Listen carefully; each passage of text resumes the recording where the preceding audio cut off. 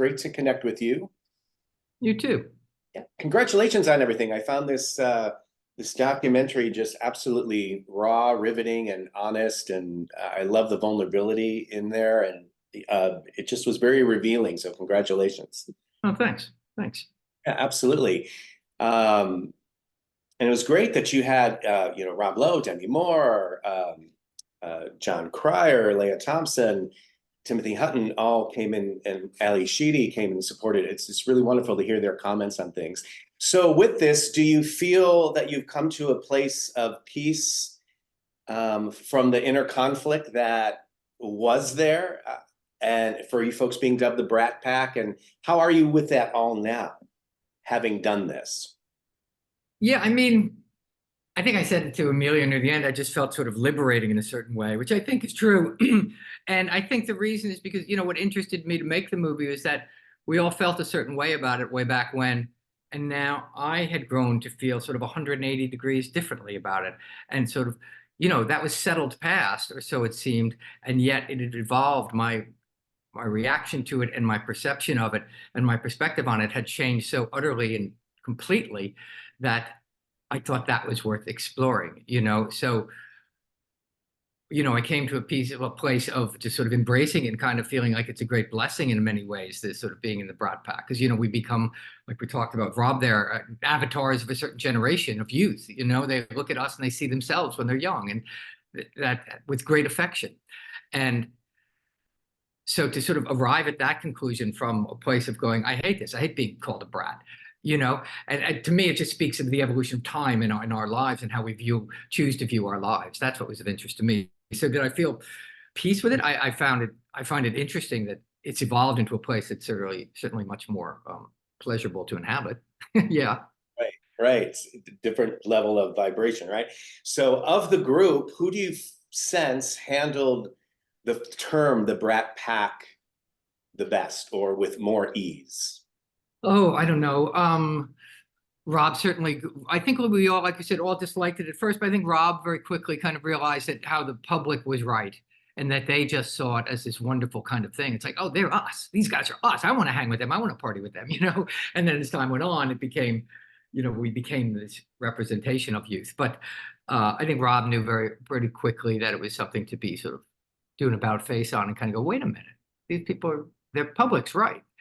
And then to me, I think just sort of rose above it in her own way. And so I think it affected all of us to a certain degree, and then and to different degrees, Right. Speaking of Demi, I found that whole sequence and the interview that you did with her in this so captivating. She feels like a sage to me, like a life coach. Like I'd love to hang out with her for an hour. I know, right? Dr. Demi, that's what I called in the interview. It's like, wow, Demi, this is great. I got a lot of other stuff I want to talk about. Yeah, what were your thoughts when you were interviewing her and she was giving you those really, sort of very aware, conscious thoughts, I just thought it was fantastic. Everybody is still so themselves, only more so. You know what I mean? Everybody's who they were then, but their evolution of that and their, the accumulation of life in that. So I thought to me was, but she was super generous. She was the first one to say, yeah, sure, come on out. She was the first one I interviewed, and so this notion, or it didn't interview, just had a chat with, because someone, I can't remember who it was, said, do you have a list of questions that I can look at before we meet? And I'm like, no, I'm just going to come talk to you about our feelings about this, because you must have them, infected our lives in a big way, and we're just going to chat about it if that's okay. But yeah, no, you're going to seeing all of them. And then seeing Rob too, it's like Rob's just super, like, he goes, you know what, just, we can view this in a really positive way. And I'm like, yeah, you're right. Right. Exactly. And so I learned a lot in the sense of just about, again, how time changes now. The truth today is not the truth tomorrow. That's true. That's very true. Do you have any regrets, or was there a reason why Anthony Michael Hall didn't want to participate, or Molly Ringwald? Well, I mean, they're in the film, in the sense that they're interviewed in certain, and the reason some of those clips of like Judd and Molly are there is because they're really insightful and smart. And that's my experience of both those people. But I think people choosing to participate and not participate is sort of insightful and contributes to the film in its own way anyway, because the Brat Pack was such a peculiar thing to navigate over time, and the way, and that some people have chosen to fully embrace it. Other people like me are kind of looking into it and going, you know what, I think this is kind of a beautiful thing. And other people are just like, I'm not going there. And so I think all that informs, the story, which is this was a complicated time. Right. I love too how you mentioned going to Sammy Davis Jr.'s house. Yeah. Can you unpack that a little bit?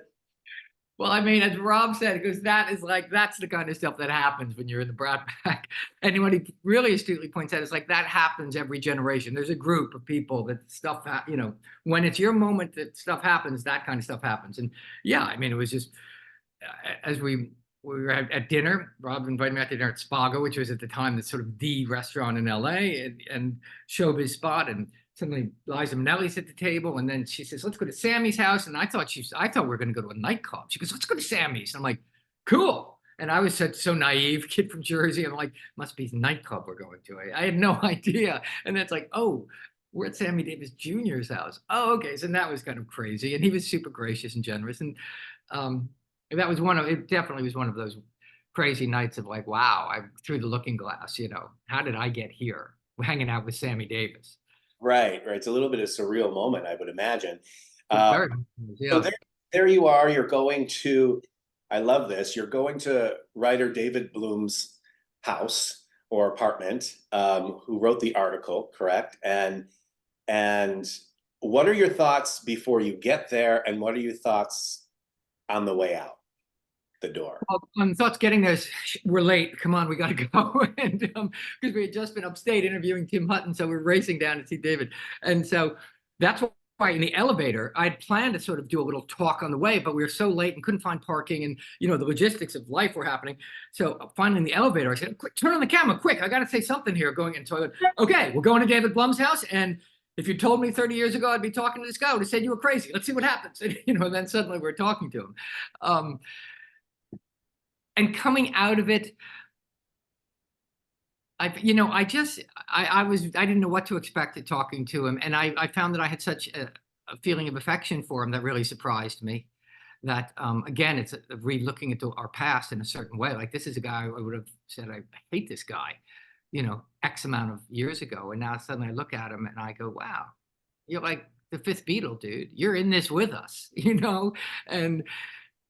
and I had this affection for him that was really a lovely feeling. Did I still think he did us a disservice and a hatchet job at the time? Of course he did. And he did it to further his own kind of, to make, hopefully he'd get a better next job out of it, So, and we were used for that purpose. And so in a certain way you can understand that and you realize, oh, it's not personal. He was just trying to further his own career and he thought this was a good way to do it. And it turned out it was, such a good turn of phrase. So to see him again, to see him for the first time, I thought, I said, ain't life great? I just thought it was a nice opportunity to get to see him finally after all this and just look at him and realize I had affection for him. Right, because you're coming face to face with the genesis of somebody who created that term, that phrase. So when you asked, would you do anything differently or something to that effect, and he said, no, I wouldn't, what were your thoughts? Well, he was interesting. David was interesting, because on the one hand, he kind of goes, yeah, I get it. It wasn't cool.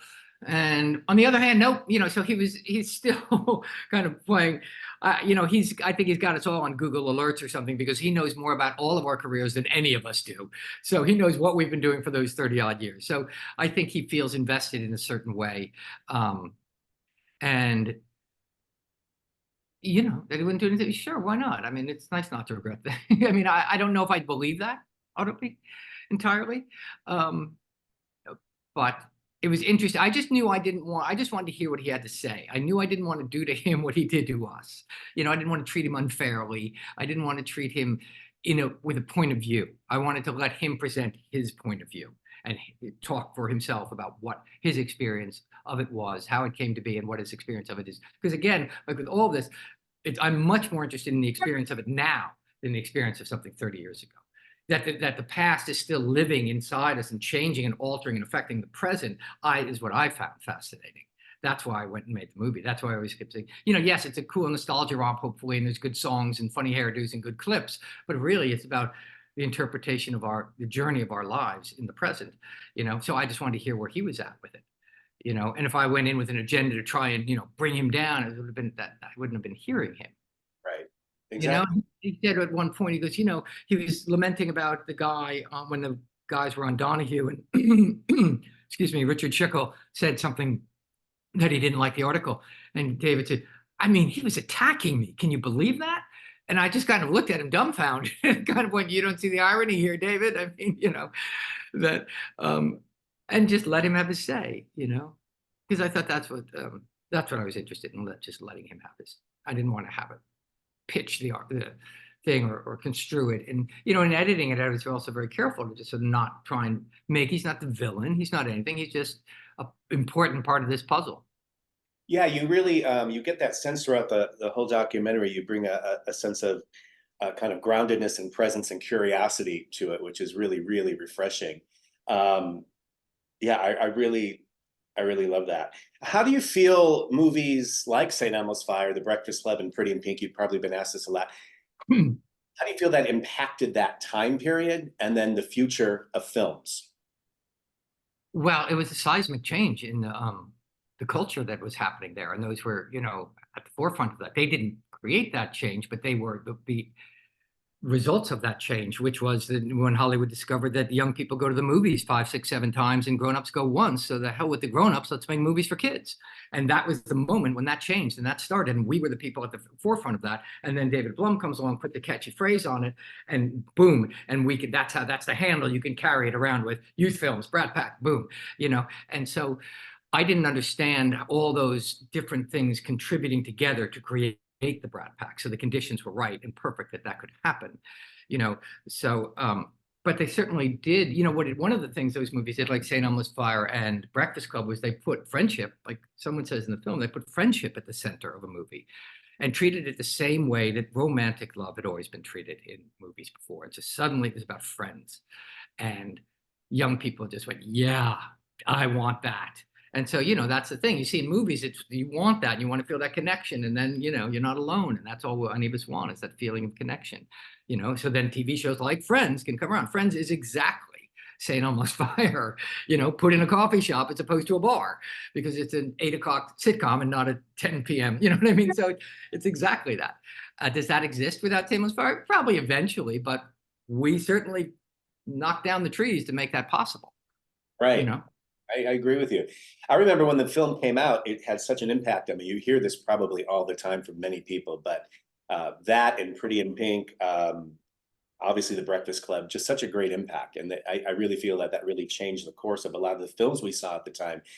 You've also, in your life, you're prolific in a lot of other things. You directed many episodes of Orange is the New Black.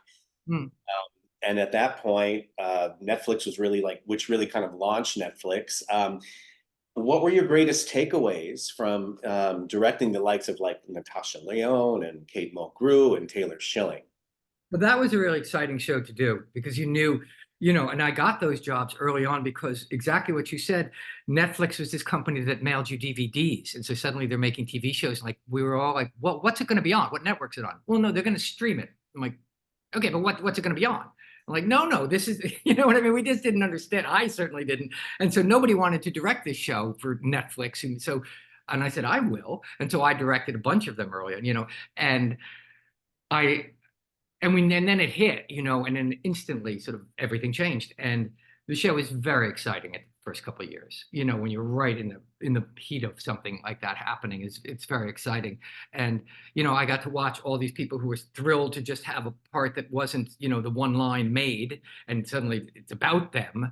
And I got to watch them go from these grateful nobodies to these stars. And so that's always an interesting trajectory to watch, meaning like, oh, they're so grateful to be on the set too. Okay, how much longer are we going to wait for them to show up? But they were so good, and it was so well written.